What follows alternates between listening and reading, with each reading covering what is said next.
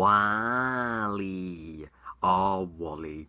Let's face it, who doesn't love you? 96% on Rotten Tomatoes, winner of the Academy Award for Best Animated Feature 2008. Some people even hail you as the best Pixar movie, and yet I think Wally's overrated. Whoa, whoa, whoa, whoa, whoa. Just put the pitchforks and torches down, Wally fans, and I'll explain why in the review.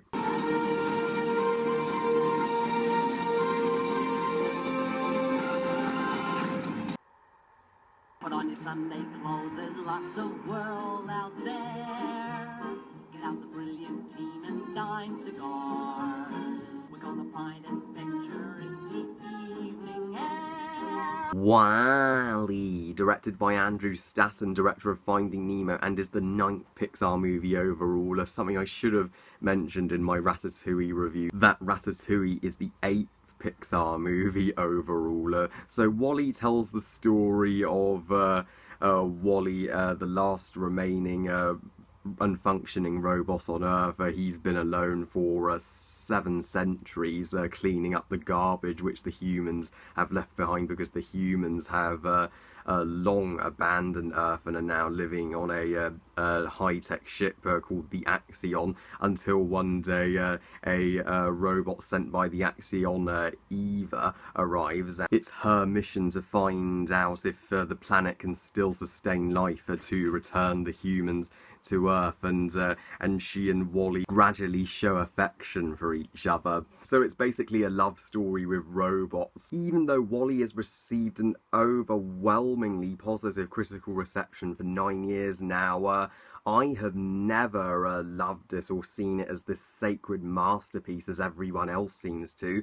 I am sorry, but I think it's Pixar's most overrated movie by far. Now, whoa, hold your horses, Wall-E fans, before an angry mob shows up on my door. I am making it clear I don't hate Wall-E. Wall-E isn't even the worst Pixar film. That's Cars 2 if you watch my Cars 2 rants.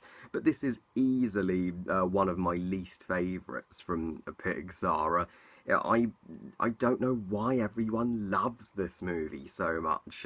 Is that just me, or does anyone else agree that it's not as great as everyone says it is? Yes, I acknowledge I am in the absolute minority with this review.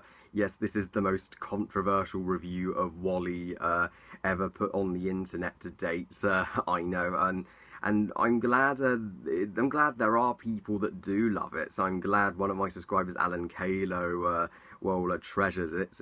It's his favourite Pixar movie. So my apologies, Alan, if this review has angered you. And the Black Critic guy also loves it. So it's his favourite Pixar movie too.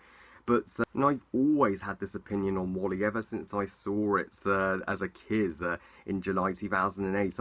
And now I finally get to express my feelings on this movie to you guys now and let the world know what I think of Wall-E. When there are people calling it, oh, the best Pixar movie ever, the best movie of 2008, I was like, why? I don't understand it. But for all of my gripes with this movie, let me talk about the good things first, because there are some things that Wall-E does get very right, even though I have a lot of more negatives than positives, I'm afraid. But I will give Wall-E this: the animation is absolutely groundbreaking. It absolutely blew me away as a 12-year-old and as someone who loves animation. No Pixar movie is badly animated. Say what you want about the story, but Pixar never disappoints in the animation and technical departments. They did a splendid job with making this movie look as breathtaking as it does.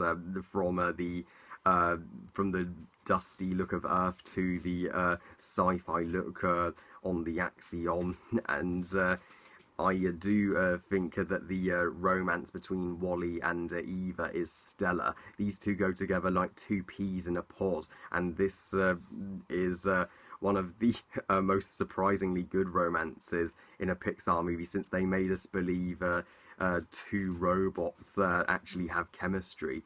And the characters of Wally and Eva themselves are utterly charming and adorable in their own right. Wally, especially, I've had my Wally action figure. I got him for Christmas the year this movie came out, and he's given me great company ever since in my room. And yeah, Wally is pretty sympathetic, as he's just lonely, and he just wants a girl or someone for company. You would feel like that if you were on your own on a deserted planet for 700 freaking years. And Eva, at first, when she arrives, you think she's going to be hostile because she's really badass when she wants to be, but it is revealed that she has a softer side once she meets Wally. Pixar perfectly gave these two robots enough personality for us to love them as protagonists. They're just like, the droids from Star Wars, 3PO, R2 and BB-8, equally as lovable. And at least the first half of the movie, at least I appreciate it and see what it's trying to do. The setup is really solid. It's a mystery. Where have the humans gone, and what's going to happen to Wally next? But that brings me to my negatives, because that's all I really liked about this movie, to be perfectly honest. I think Pixar was so focused on the technical aspect of this movie that they forgot about a good story.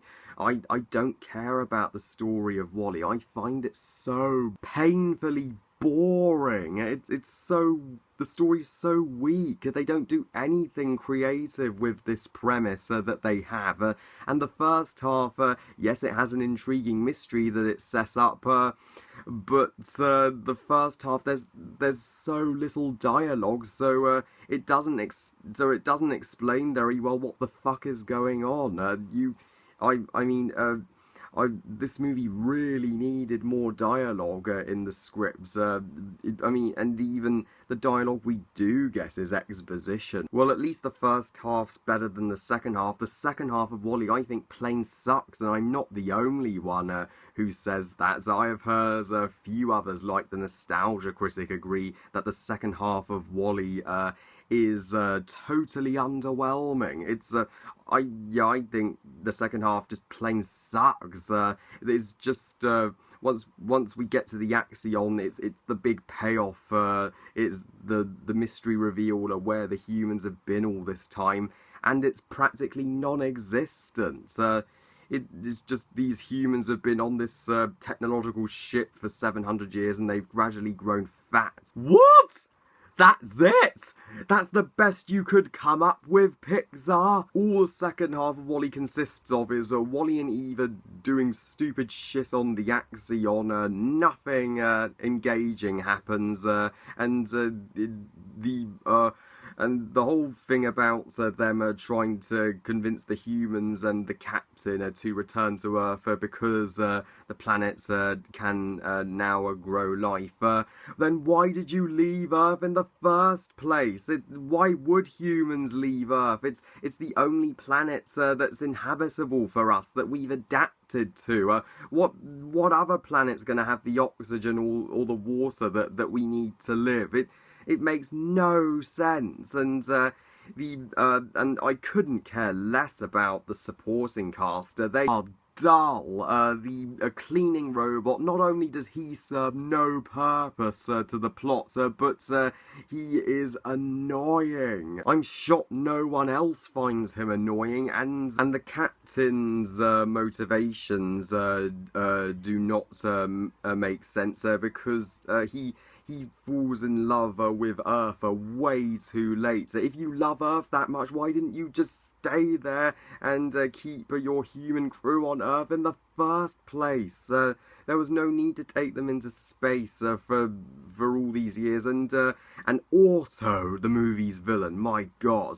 He's a guide how to make an underwhelming villain. He's one of Pixar's weakest villains, period. He's just an anchor. That's it. How is that menacing? And his motivation is so boring. He just wants to keep all the humans on the Axion and prevent them from returning to Earth just because he's programmed to. On top of that, he's a rip-off of HAL 9000, a infinitely better villain, who was the villain in 2001: A Space Odyssey, a far superior movie also, and the soundtrack is among Pixar's most forgettable scores, as it just uses classic songs from old movies, like that classic song in the opening. That's rather than being inventive and using its own score. That's lazy filmmaking. And I know you guys are going to say, but Harry, didn't you cry towards the end when Wally lost his memory after being almost crushed? Well, not really, because it's so predictable. We know Wally's going to regain his memory and remember Eve, which sure enough, I was right, he does. So why were we worried? That was a bit of false tension there. I'm trying to like Wally, guys, but every time I watch it, I fall asleep. I don't know how people can not find robots collecting trash in the beginning and then just them doing ridiculous stuff on a sci-fi ship and no real substance. I don't know how people can't find that boring, as me and my family do.